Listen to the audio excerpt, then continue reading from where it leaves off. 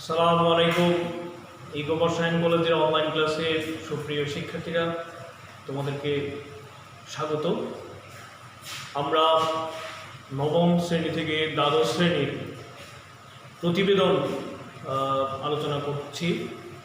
তো আজকেও বরাবরের মতো আজকেও আমরা প্রতিবেদনের যে আরেকটি ধাপ ছিল আমাদের, সেটি আজকে আলোচনা করব। তোমরা বোর্ডে দেখতে পাচ্ছ যে প্রতিবেদন, আমি তোমাদেরকে গত ক্লাসে বলছিলাম যে প্রতিবেদন আসলে আমরা পরীক্ষার জন্য দুটি উপায়ে পেয়েছি। তার মধ্যে সংবাদপত্র প্রকাশিত যে প্রতিবেদন, এটি আবার দুই প্রকারে আমরা পরীক্ষায় পেয়ে থাকি। তো এর পূর্বেরটা আমরা যেটা নিজস্ব প্রতিবেদক, সেটা আমরা আলোচনা করেছি। আজকে আমাদের হলো চিঠিপত্র কলামে সংবাদপত্রে প্রকাশিত প্রতিবেদন। তো দেখি চিঠিপত্র কলামে কীভাবে সংবাদপত্রে প্রকাশিত প্রতিবেদন উপস্থাপন করা হয়। আজকে আমরা সেটিও সুন্দর করে শিখব। বোর্ডে খেয়াল করো যে আমরা প্রথমে একটি দরখাস্তর মতো লিখেছি। এটা একটা দরখাস্তের নমুনা। আচ্ছা, এইভাবেই আমরা লিখব।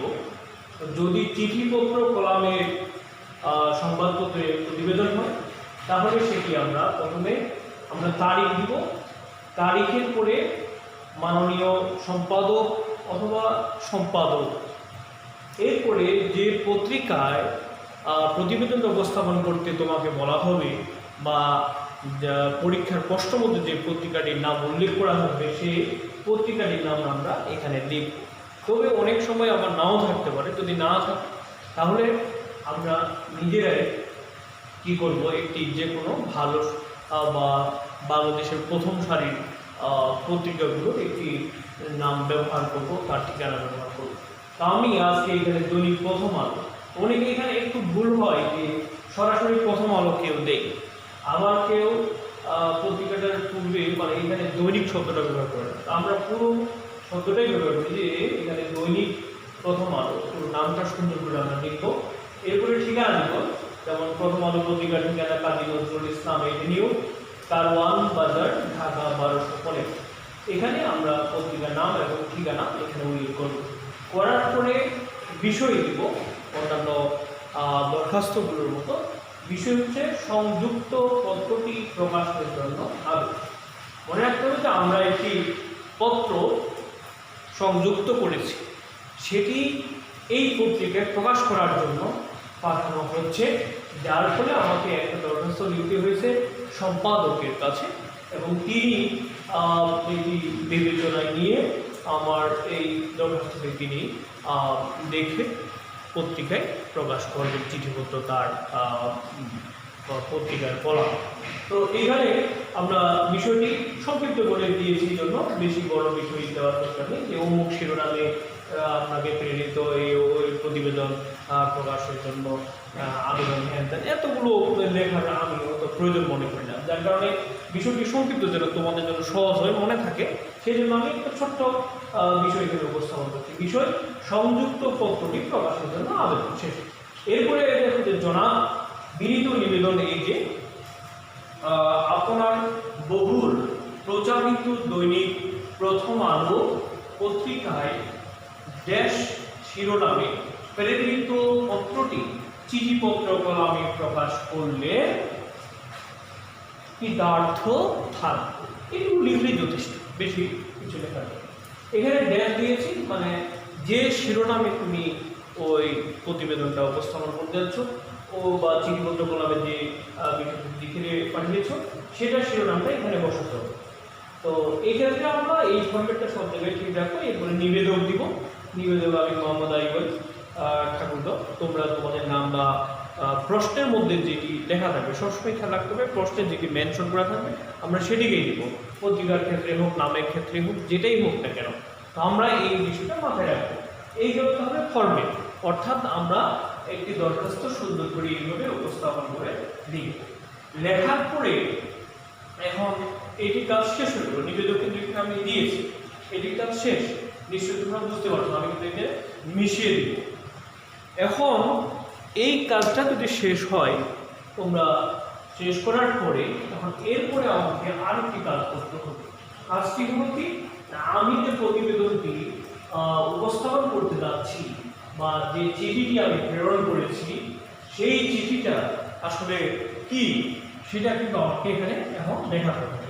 তাই আমরা এরপরে ধাপ, এটা প্রথম পর্যায়ে গেল, এরপরে চূড়ান্ত বা শেষ পর্যায়ে আরেকটি ধাপ আমাদেরকে এখানে উল্লেখ করতে হবে বা উপস্থাপন করতে হবে এই চিঠিপত্র কলামে প্রকাশিত সংবাদপত্রের প্রতিবেদনে।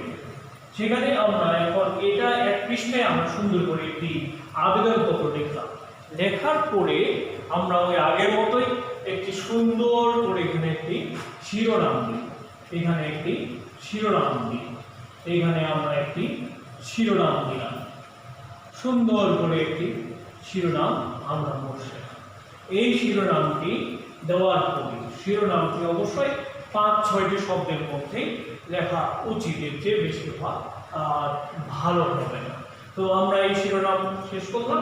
শিরোনামটি ওই আগের ক্লাসের কথাই শিরোনাম সম্পর্কে যা বলেছি তাই। তো এই শিরোনামটি দেওয়ার পরে আমাদের যে কাজটি করতে হবে যে আমরা এখানে বডিতে আমরা লিখবো শিরোনামটা সেন্টারে বা মাঝখানে আমরা দেব। দেওয়ার পরে বডির বাম পাশ থেকে শুরু করবো। সাধারণত এরকম লেখা থাকে যে গত মাসে অথবা গত এত তারিখে এত তারিখ থেকে যে বিষয়টার উপর আমরা লিখছি, যেহেতু একটা চিঠিপত্র কলামে আমরা প্রেরণ করেছি, সুতরাং নিশ্চয়ই কোনো একটা জাতীয় সমস্যা বা আঞ্চলিক কোনো সমস্যা, ওই সমস্যাটা আমরা এখানে লিখবো যে গত মাসে এই হয়েছে বা এত তারিখ থেকে আমরা দেখছি যে এই বিদ্যুৎ বিভ্রাট হচ্ছে, এটা ওটা হচ্ছে, এটা লাগাতার চলে আসছে। এভাবে আমরা এই সুন্দর করে আমরা এই কিছু কথা লিখব। এটা ওই আগের মতোই আমরা এটা 2 থেকে 3 পৃষ্ঠা লিখব, 2 থেকে 3 পৃষ্ঠার মধ্যে লিখে শেষ করব। তারপরে উপস্থাপনাটা আনবো, এইটার আশু প্রতিকার বা সংশ্লিষ্ট কর্তৃপক্ষকে আমরা আহ্বান করব বা ইতিপূর্বে সংশ্লিষ্ট কর্তৃপক্ষ যতটুকু কাজ করেছেন বা এর চেয়ে আরও একটু যদি তদারকি করেন বা আপনার সাধারণ জনগণ যদি একটু আপনার সচেতন হয় তাহলে এই সমস্যার সমাধান করা সম্ভব হবে বলে আমরা মনে করছি বা এলাকাবাসী মনে করে থাকে। এরকম করে সুন্দর করে আমরা এখানে বিষয়টা উপস্থাপন করব। অর্থাৎ গত ক্লাসে যেভাবে বলছি যে প্রথমে আমাদের প্রয়োজনীয়তাটা, যে বিষয়টার উপর শিরোনামের উপর ভিত্তি করে যে বিষয়টা আমরা উপস্থাপন করবো ওটার প্রয়োজনীয়তা, ওটার গুরুত্বটা আগে একটু তুলে ধরার চেষ্টা করব। এরপরে আমাদের সমস্যাটা কী হয়েছে সেই সমস্যাটা লিখব, সমস্যাটা কি কি কারণে হয়েছে সেগুলো সংক্ষিপ্ত করে প্রধান কারণগুলো আমরা উল্লেখ করার চেষ্টা করব। এরপরে এখন এই সমাধান করার জন্য আমাদের বা প্রতিকারের জন্য কি করা উচিত বা কি কি পদক্ষেপ নেওয়া উচিত বা ইতিপূর্বে কি কি পদক্ষেপ নেওয়া হয়েছে এই বিষয়গুলো একটু আমরা এখানে লেখার চেষ্টা করব। এরপরে এখন কি করা উচিত, এই মুহূর্তে আমাদের কি করা উচিত, এখন সমস্যাটা কতটা ভয়ানক হয়ে দাঁড়িয়েছে, কতটা সংকট বাড়িয়ে গেছে, এই বিষয়গুলো আমরা এর শেষ অংশগুলোতে লেখার চেষ্টা করব। তারপরে আমরা এইটিটা আনবো, দেওয়ার পরে আবার ওই একইভাবে এখানেও কিন্তু আমরা নিবেদক ব্যবহার করব, এখানেও আমরা নিবেদক ব্যবহার করব। নিবেদক পূর্বে আমরা যে নিবেদকের যার নাম ছিল, যেমন আমার নাম ছিল, এখানেও কিন্তু আমার নামেই ব্যবহার করতে হবে অথবা আগে যে নামটি ব্যবহার করছি সেটি ব্যবহার করতে হবে। তো এই নিবেদক পর্যন্ত কিন্তু কাজ শেষ হয়ে গেল। এরপরে আমাদের আরেকটু কাজ বাকি থেকে গেল, সেটা হচ্ছে আমাদের এরপরে আরেকটি এই ফাঁকা অংশটুকুতে আমরা কি করব, খাতার ডান পাশে যে ফাঁকা অংশটুকু রয়েছে নিচে ওই অংশটুকুতে আমরা একটা খাম আঁকিয়ে দিই। ওই খামটা অবশ্যই ঠিকানা সংবলিত হতে হবে, ঠিকানাটা সুন্দর করে স্পষ্টভাবে লিখতে হবে। আরেকটি বিষয় এখানে যে বডিটাতে যে কথাগুলো আমরা লিখব এগুলো যেন অত্যন্ত সুন্দর সহজ সাবলীল ভাষায় যেন উপস্থাপন করা হয়। তো ঠিকানায় আমরা এখানে প্রেরক দিলাম, যে প্রেরক আমি যেহেতু ছিলাম সুতরাং আমার নামে আমি দিলাম। তোমাদের পরীক্ষার প্রশ্নপত্রে অথবা তোমরা যেগুলো লিখবে সেখানকার নাম, নিজের নাম বা যেটি আছে এটি তোমরা অবশ্যই দিতে পারো, কোনো সমস্যা নেই। এখন আমি এখানে দিলাম মোহাম্মদ আইব আলী, এখন আমি ঠাকুরগাঁও সদর দিয়ে দিলাম ঠাকুরগাঁও সদর, তারপর ঠাকুরগাঁও এখানে দিয়ে দিলাম। এটা হলো আমাদের প্রেরকের ঠিকানা। এরপরে আমরা প্রাপকের ঠিকানা এখানে লিখব। প্রাপক এখন সম্পাদক, আমরা এখানে সম্পাদক দিলাম।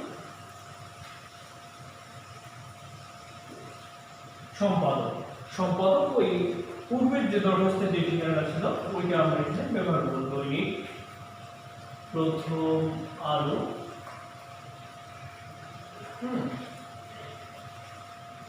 কাজী নজরুল ইসলাম এভিনিউ,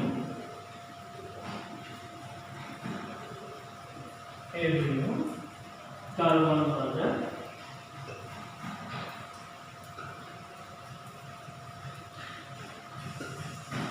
ঢাকা 1215। এই গেল আমাদের একটি খাম। এই খামটা কিন্তু অত্যন্ত গুরুত্বপূর্ণ, এটা কিন্তু দিতেই হবে। এটা না দিলে কিন্তু এই বিষয়টা আমাদের অসম্পূর্ণতা বা অপূর্ণতায় থেকে যাবে। ঠিক আছে, তো এটা আমি সুন্দর করে দিব, এখানে ডাক দিয়ে দিলাম।